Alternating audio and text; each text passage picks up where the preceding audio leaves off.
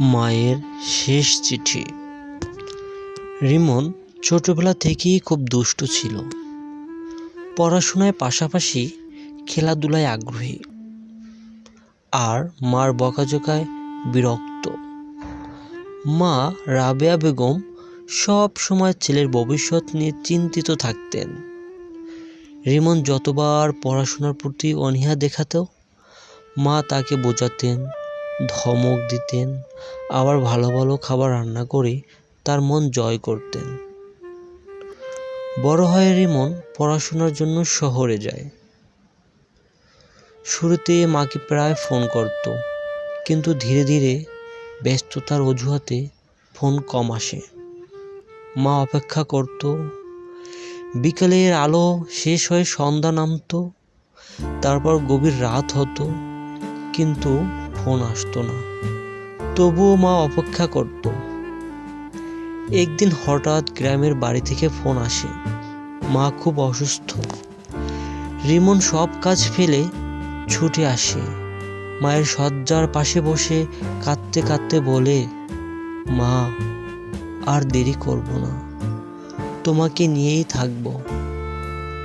মা দুর্বল হাতে রিমনের মাথায় হাত বুলিয়ে শুধু এতটুকুই বললেন, তুই সুখী থাক বাবা, এইটুকুই চাই।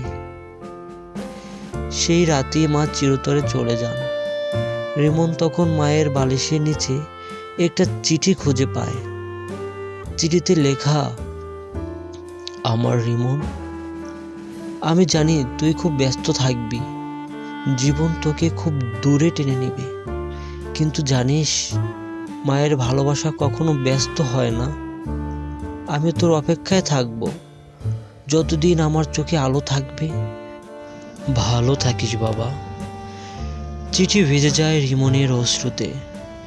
সে বুঝে ফেলে, জীবন যতই ব্যস্ত হোক, মায়ের ভালোবাসার মতো নিঃস্বার্থ আর কিছু হয় না। প্রিয় বন্ধুরা, তোমরা মায়ের প্রতি ভালোবাসা দেখাবে। যতই ব্যস্ত থাকো না কেন, প্রতিদিন মায়ের সাথে কথা বলবে, মায়ের খোঁজ খবর রাখবে।